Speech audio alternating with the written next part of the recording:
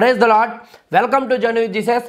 ప్రియులారా, ఈ వీడియోలో నేను మీకు ఒక టైం ట్రావెలర్ని పరిచయం చేస్తాను.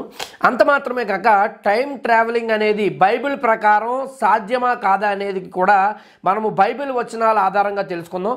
అలాగే వీడియో ఎండింగ్లో మరి ఏలియన్స్ గురించి కూడా మరి ఈ ప్రస్తావన ఇప్పుడు రావడం జరుగుతుంది. ఈ సబ్జెక్టుకు అనుగుణంగా మరి ఏలియన్స్ అనేవారు ఖచ్చితంగా ఉన్నారు. మరి బైబిల్ వాక్యము లేఖనము ఏమి తెలియజేస్తుంది వారి గురించి, వారు ఉన్నారు అనడానికి రుజువు ఏంటి అనేది కూడా మనం చూసే ప్రయత్నం చేద్దాం. దానికంటే ముందుగా Bible is true and real book అని ఖచ్చితంగా కామెంట్ చేసే ప్రయత్నం చేయండి. ఇక ప్రియులారా, మనం గనక విషయంలోనికి వెళ్తే టైం ట్రావెలింగ్ అంటే ఇప్పుడు ఉన్న పలముగానే 2025వ సంవత్సరంలో మనం ఉన్నాం.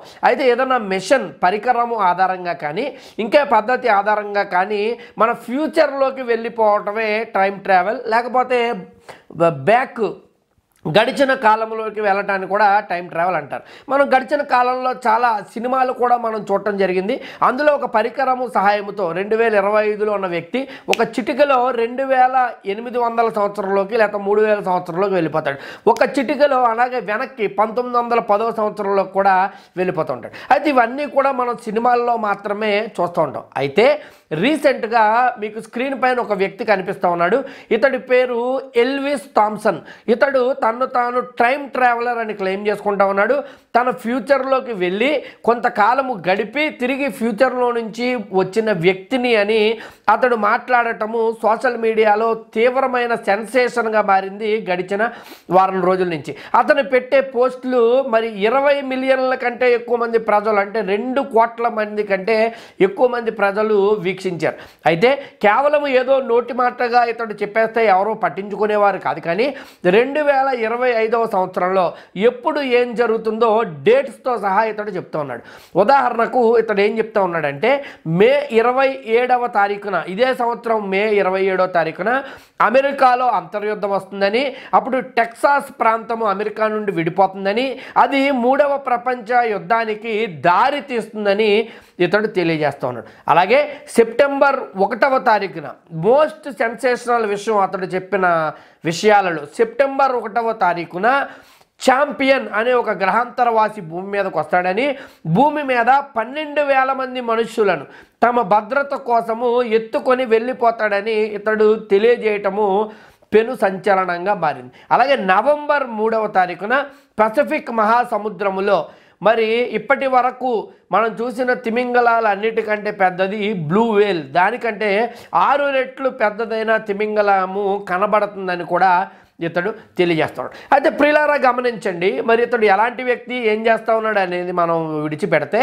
భవిష్యత్తును చూసి వచ్చానని తను తాను క్లెయిమ్ చేసుకుంటూ ఉన్నాడు. మరి చాలామంది నమ్మేవారు కూడా నమ్ముతూ ఉన్నారు. అయితే క్రైస్తవులుగా మనం ఎలా అర్థం చేసుకోవాలి? బైబిల్ టైం ట్రావెల్ గురించి ఏం చెప్తుంది? అది సాధ్యమని చెప్తుందా, సాధ్యము కాదని చెప్తుందా అనేది మరి బైబిల్ వచనాల ఆధారంగా మనం తెలుసుకునే ప్రయత్నం. ఒక మాట బైబిల్లోంచి నేను చదువుతా ఉన్నాను. అపోస్తల కార్యముల గ్రంథము 1వ అధ్యాయం 7వ వచనం చదువుతున్నాను. అపోస్తల కార్యములు 1వ అధ్యాయం 6-7 వచనాలు చదువుతున్నాను. కాబట్టి వారు కూడినప్పుడు, ప్రభువా, ఈ కాలమందు ఇజ్రాయేలునకు రాజ్యము మరలా అనుగ్రహించదవా అని ఆయనను అడగగా, ఆయన కాలములను సమయములను తండ్రి తన స్వాధీనమందుంచుకొని ఉన్నాడు, వాటిని తెలుసుకొనుట మీ పని కాదు. ప్రియులారా, భవిష్యత్తు గురించి శిష్యులు యేసుక్రీస్తు ప్రభుల వారు ఆరోహణం అయ్యే ముందు అడిగితే ఆయన చెప్తా ఉన్న మాట ఏమిటంటే కాలములను సంవత్సరములను తండ్రి తన ఆధీనమందు ఉంచుకొని ఉన్నాడు, వాటిని తెలుసుకొనుట మీ పని కాదు అని ఇక్కడ తెలియజేయడం జరిగింది. కాబట్టి భవిష్యత్తు ఎవరి దగ్గర ఉందంటే దేవుడి దగ్గర ఉంది. మరి భవిష్యత్తును మనము తెలుసుకోగలమా అంటే ఖచ్చితంగా మరి తెలుసుకోలేము, భవిష్యత్తులోకి వెళ్ళలేము అని ఇక్కడ బైబిల్ క్రిస్టల్ క్లియర్గా చెబుతున్న విధానాన్ని మనం గమనించవచ్చు. ఒకవేళ మనము కనుక ఫ్యూచర్లోకి వెళ్ళినట్లయితే మన భవిష్యత్తు అంతా కూడా మనకే తెలిసిపోతుంది కదా. కానీ బైబిల్ ఏం చెబుతుందంటే ఒక్క దేవుడికి తప్ప మన భవిష్యత్తు ఇంకెవరికి కూడా తెలిసేటటువంటి అవకాశం లేదు. ప్రకటన గ్రంథం 1వ అధ్యాయం 8వ వచనంలో భక్తుడు చెప్పిన మాట, దేవుడు తన గురించి తాను చెబుతా ఉన్న మాట, అల్ఫాయు ఒమేగయు నేనే, భూత భవిష్యత్తు వర్తమాన కాలములలో ఉండువాడను నేనే అని దేవుడు చెప్తా ఉన్న మాటను అక్కడ మనము గమనించాల్సిన అవసరం ఉంది. కాబట్టి టైం ట్రావెలింగ్ అనేది పాసిబుల్ కాదు. ఇంకొక మాట బైబిల్లో నుండి చదివి వినిపిస్తాను. యాకోబు పత్రిక 4వ అధ్యాయము 13-14 వచనాలు. యాకోబు పత్రిక 4వ అధ్యాయం 13-14 వచనాలు చదువుతున్నాను. నేడైనను రేపైనను ఒకానొక పట్టణమునకు వెళ్ళి అక్కడ 1 సంవత్సరం ఉండి వ్యాపారము చేసి లాభము సంపాదించుము రండని చెప్పుకున్న వారలారా, రేపేమి సంభవించునో మీకు తెలియదు. మీ జీవమేపాటిది, మీరు కొంతసేపు కనపడి అంతలోనే మాయమైపోవు ఆవిరి వంటి వారు. మానవుడు ఎటువంటి వాడట? అతని జీవము ఏ పాటిదట? మరి కొంతలో కనపడి అంతలో ఆవిరైపోయే వంటి వారు మానవులని దేవుడు ఇక్కడ తెలియజేస్తా ఉన్న ఘట్టాన్ని మనం గమనిస్తా ఉన్నాం. అంత మాత్రమే కాక ఇక్కడ ఏం చెప్తా ఉన్నారు? రేపేమి సంభవించునో నీకు తెలియదు. కాబట్టి భూత భవిష్యత్తు వర్తమాన కాలములలో ఉండువాడు ఆయన ఒక్కడే. ఏ మనిషి కూడా భవిష్యత్తులోకి వెళ్ళలేడు. అయితే బైబిల్ గ్రంథాన్ని కనుక మనం చూసినట్లయితే చాలామంది ప్రవక్తలకు, భక్తులకు దేవుడు భవిష్యత్తును చూపించాడు. కొన్ని దర్శనాల ద్వారా దేవుడు తన ఆత్మ ప్రత్యక్షత ద్వారా భవిష్యత్తును చూపించడం జరిగింది. యోసేపు వంటి వారు చూశారు, దానియేలు వంటి వారు చూశారు, యెషయా వంటి వారు భవిష్యత్తును చూసి యేసు పుట్టుక గురించి ప్రవచించారు, యెహెజ్కేలు వంటి వారు చూశారు. అయితే వారందరూ భవిష్యత్తును దేవుడు కలల రూపంలో, దర్శనాల రూపంలో, ప్రత్యక్షత రూపంలో చూపిస్తే చూశారు. కానీ ఆ టైంలోనికి వెళ్ళి భవిష్యత్తులోనికి వెళ్ళిన వారు ఎవరూ లేరనేది గమనించాలి. కొంతమంది పొరపాటు పడతా ఉంటారు. ప్రకటన గ్రంథాన్ని రాసిన యోహాను టైం ట్రావెలర్ అని కొన్ని సిద్ధాంతాలను కూడా కొంతమంది పుట్టించారు. అయితే ప్రియులారా గమనించండి, ప్రకటన గ్రంథంలో అంత్యకాలములో జరిగే సంభవాల గురించి కూడా యోహాను భక్తుడు రాశారు కదా. టైం ట్రావెలింగ్ చేశాడంటారు, కానీ అది సత్యము కాదు. ఆయన టైం ట్రావెలింగ్ చేయలేదు, భవిష్యత్తులోకి వెళ్ళిపోలేదు. ఉదాహరణకు 2030వ సంవత్సరంలో రాకడొస్తుందంటే 2030వ సంవత్సరంలోనికి అతడు మొదటి శతాబ్దంలోనే వచ్చి చూసినవాడు కాదు.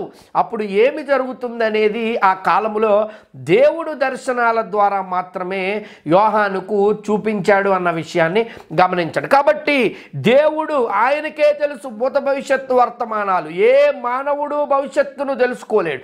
దేవుడు అనుగ్రహించి కళలు, దర్శనాలు ఇస్తే కొంత సమాచారము తెలియచ్చు తప్ప టైంలో ట్రావెల్ చేసి భవిష్యత్తులోకి వెళ్ళటం అనేది అసాధ్యము. ఇటువంటి వ్యక్తులు అనేక మంది రావచ్చు, కానీ దీనిని నమ్మవలసిన అవసరము లేదు. అయితే ఇంకొకటి, మరి చాలా సెన్సేషనల్ మాట అతడు చెప్పడం జరిగింది. ఆ మాట వలనే అతడు చాలా ఫేమస్ అయ్యాడు. అదేమిటంటే, మరి ఛాంపియన్ అనే ఒక గ్రహాంతరవాసి రాబోతా ఉన్నాడు. 12,000 మందిని భూమి మీద నుండి పట్టుకొని వెళ్ళిపోతాడు.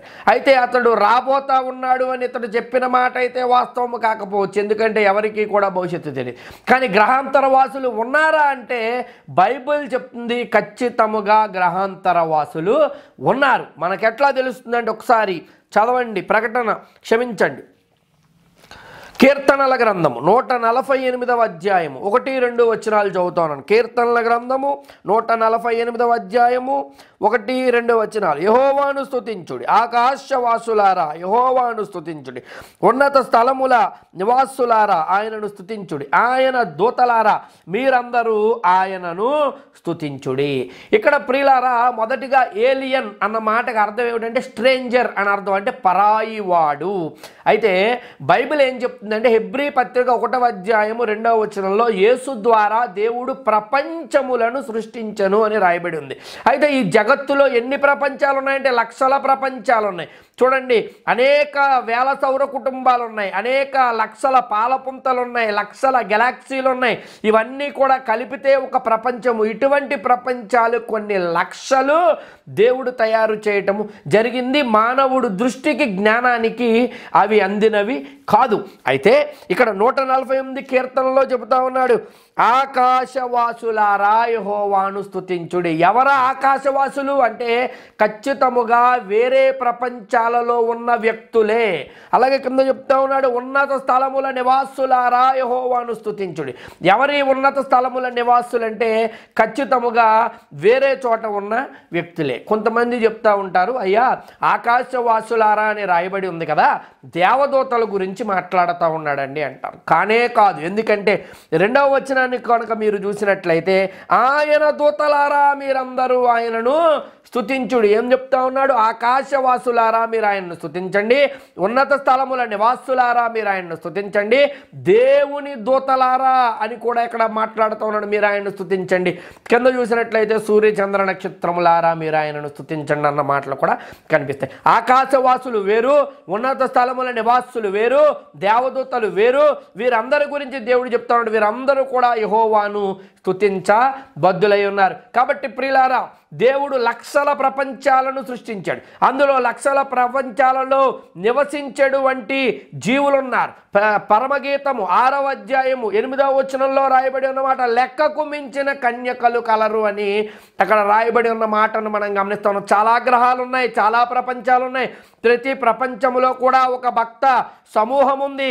దానిని కన్యకతో దేవుడు పోల్చాడు, చెప్పాడు లెక్కకు మించిన కన్యకలు కలరు అని దేవుడు మాట్లాడిన విధానం అక్కడ మనకి కనిపిస్తుంది. కాబట్టి ఈ చాలా ప్రపంచాలలో భక్త సమూహాలు అయితే మనలాగా రక్త మాంసాలు ధరించుకున్న మనుషులు ఉండకపోవచ్చు, వేరే జీవులు ఉండొచ్చు, వారి శరీర నిర్మాణం అది వేరేదిగా అయి ఉండొచ్చు. మరి మన వంటి వారి రూపరేఖ ఛాయలు కలిగిన వారు కాకపోవచ్చు, దేవదూతల పోలిక కలిగిన వారు అయి ఉండొచ్చు. వారు ఎవరు అనేది మనకి సమాచారం లేదు. కానీ బైబిల్ చెబుతా ఉన్న మాట ఏమిటంటే, ఖచ్చితముగా వేరే ప్రపంచాలలో జీవులు ఉన్నారు అనేది బైబిల్ ప్రకారం మనకి అర్థమవుతుంది. ఎందుకంటే మీరు ఆదికాండము 4వ అధ్యాయము చూసినట్లయితే అక్కడ కయీను సంతతి వాడకు ఒక వ్యక్తి కనిపిస్తాడు. అతని పేరు టుబల్ కయీను. ఈ టుబల్ కయీను ఏం చేస్తాడంటే రాగి అలాగే ఇనుప పనిముట్లు తయారు చేసేవాడట. మరి రాగి ఇనుప పనిముట్లు ఆ కాలంలోనే ఎలా తయారు చేశాడు? అవి ఎట్లా లభ్యమవుతాయంటే భూమి అంతర్భాగంలో ఉంటాయి, ఐరన్ ఓర్స్ అంటారు. ఇప్పటికీ కూడా గవర్నమెంట్ లీజుకి ఇస్తూ ఉంది. ఎన్నో కిందకి కిలోమీటర్లకో మీటర్లకో కిందకి వెళ్ళి త్రవ్వితేనే అక్కడ ఐరన్ ఓర్ కొన్ని స్టోన్స్ లాంటివి కనిపిస్తాయి, వాటిని ఐరన్గా మలుస్తారు. అయితే వారు టుబల్ కయీను ఎట్లా తయారు చేయగలిగాడు ఈ ఆయుధాలను? మరి ఈ రాగి అలాగే ఇనుముతో ఆయుధాలను అలాగే ఈ గొడ్డళ్లను అటువంటి వాటిని ఎట్లా తయారు చేయగలిగాడు అంటే, కొంతమంది చెప్పొచ్చు తవ్వి ఉండొచ్చు కదండి అని. తవ్వటానికి కూడా పరికరం కావాలి కదా, తవ్వటానికి కూడా ఇనుప పనిముట్టు కావాలి కదా.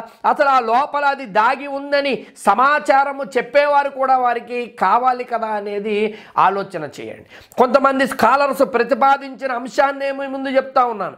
వారు చెప్పినది ఏమిటంటే, ఆ కాలములో ఆకాశలోకాలలో ఉన్న బుద్ధిజీవులు భూమిని కూడా దర్శించారు. మనకంటే ఎక్కువ జ్ఞానము గలవారు, మనకంటే ఎక్కువ జ్ఞాన సంపత్తి కలిగిన వారు, వారే ఈ విషయాలను టుబల్ కయీను లాంటి వారికి అప్పటి సంతతి వారికి బోధించారని. ఎందుకంటే వారు ఎట్లా బోధించగలిగారు? వారు వీరికంటే జ్ఞానం ఉన్నవారు కాబట్టి, వారికంటే తక్కువ జ్ఞానం ఉన్న వారికి బోధించారు.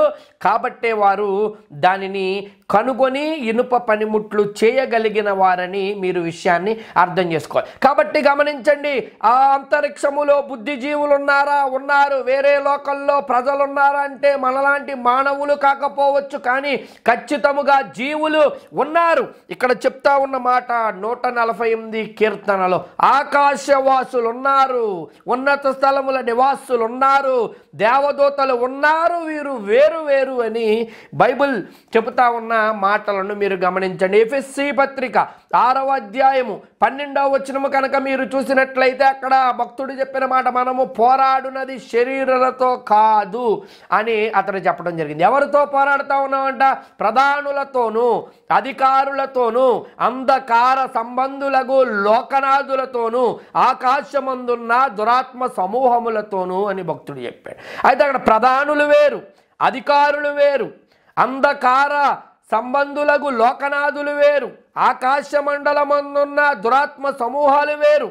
వీరందరూ కూడా ఒకరి కోసమే పనిచేస్తున్నప్పటికీ ఆ దుష్టుడి కోసము వీరి కేటగిరీస్ వేరు అనేది గమనించాలి. ఇది సాతాను రాజ్యము ఈ రకంగా నిర్మితమైంది. వాడు ఎప్పుడూ కూడా దైవరాజ్యాన్ని పోలి దైవరాజ్యాన్ని కాపీ కొట్టి తను కొన్ని విషయాలను చేసే ప్రయత్నం చేస్తాడు. వాడికి స్వతహాగా జ్ఞానం లేదు, దేవుడి జ్ఞానాన్నే వాడు పక్కదారి పట్టించే కాపీ కొట్టే ప్రయత్నం చేస్తాడు. కాబట్టి దేవుని రాజ్యము కూడా దూతలున్నారు, కెరూబులున్నారు, షెరీబులున్నారు, 24 పెద్దలు వేరు, వారు దూతలు కేటగిరీకి చెందిన వారు కాదు. అలాగే ఆకాశవాసులు ఉన్నారు, ఉన్నత స్థలముల నివాసులు ఉన్నారు, ఇతర లోకాలలో జీవించే బుద్ధిజీవులు ఉన్నారు. బైబిల్ ప్రకారం అని బైబిల్ క్రిస్టల్ క్లియర్గా తెలియజేస్తుంది అన్న విషయాన్ని గమనించండి. కాబట్టి ఎల్విస్ థామ్సన్ అనే వ్యక్తి చెబుతా ఉన్నాడు, సెప్టెంబర్ 1వ తారీఖున అంతరిక్షము నుండి మరి బుద్ధిజీవి ఒకడు రాబోతా ఉన్నాడట. వారి పేరు ఛాంపియన్, పేరు కూడా చెప్పేస్తా ఉన్నాడు, ఛాంపియన్ అంటాడు, విజేత వాడి పేరు. అయితే ప్రియులారా గమనించండి, ఇటువంటి సోషల్ మీడియా సెన్సేషన్స్ని మీరు నమ్మకండి. అంత ముందు కాలంలో మరి అఘోరి ఒక ఆవిడ హల్చల్ చేసిన విషయాన్ని కూడా మీరు చూశారు. కాబట్టి భవిష్యత్తు ఎవడికి తెలియదు. కొంతమంది మరి భవిష్యత్తు తెలుస్తుందని జ్యోతిష్య రూపంలో అయితేనేంటి క్రైస్తవ్యంలో ఉన్నారు, మరి హిందూయిజంలో ఉన్నారు, ఇతర మతాల్లో ఉన్నారు.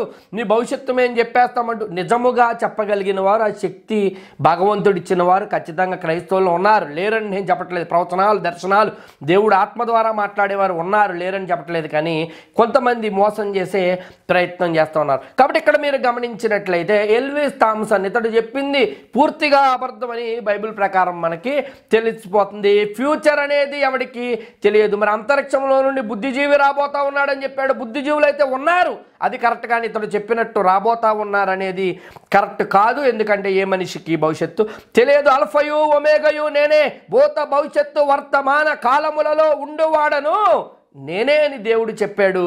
భవిష్యత్తు ఏ యొక్క మనిషికి కూడా తెలియదు. ప్రియులారా, మన భవిష్యత్తు దేవుడై ఉన్నాడు, మన భవిష్యత్తు ఆ యేసు అయి ఉన్నాడు. ఆ యేసుతో పాటు కలలకంటా ఉంటారు కదా మీరు, నేను డాక్టర్ని అవ్వాలి, ఇంజనీర్ని అవ్వాలి, పలానా ఫారెన్ దేశానికి వెళ్ళి సెటిల్ అవ్వాలని. నువ్వు ఏ దేశానికి వెళ్ళి సెటిల్ అవుతావో నాకు ఎరుకలేదు. కానీ అల్టిమేట్గా ఫైనల్ డెస్టినేషన్ ఏమిటంటే ఆ పరములో యేసయ్య పక్కన మనము సెటిల్ అవ్వాలి, యేసయ్యతో పాటు మనం సెటిల్ అవ్వాలి. అది నిజమైన రియల్ సెటిల్మెంట్. నిత్య జీవమును గురించి మనం ఆలోచన చేయాలి. నీ భవిష్యత్తు నిత్య జీవమే, దాని గురించి నువ్వు తాపత్రయపడితేనే ఈ భూలోకంలో ఉన్నంత కాలము నెమ్మది కలిగి ఉంటావు అనేది బైబిల్ ఇచ్చేటువంటి సారాంశము. కాబట్టి గమనించండి, బుద్ధిజీవులు ఉన్నారు, కానీ ఇతను చెప్తున్న మాట అబద్ధము. భవిష్యత్తు గురించి చెబుతా ఉన్నాడు, అబద్ధము. దాన్ని గమనించండి. కానీ ఒక విషయం అయితే నిజము, దేవుడే మన భవిష్యత్తు అయి ఉన్నాడు. ఈ విషయాలు మీకు అర్థమైన నమ్ముతామని వీడియో లైక్ చేయండి, షేర్ చేయండి, మీలో సూచనలు కామెంట్స్ రూపంలో ప్రయత్నం చేయండి. మానవ పరిచర్య కోసం ప్రార్థించండి. దేవుడు మన దేశమును దీవించునుగాక. ఆమేన్.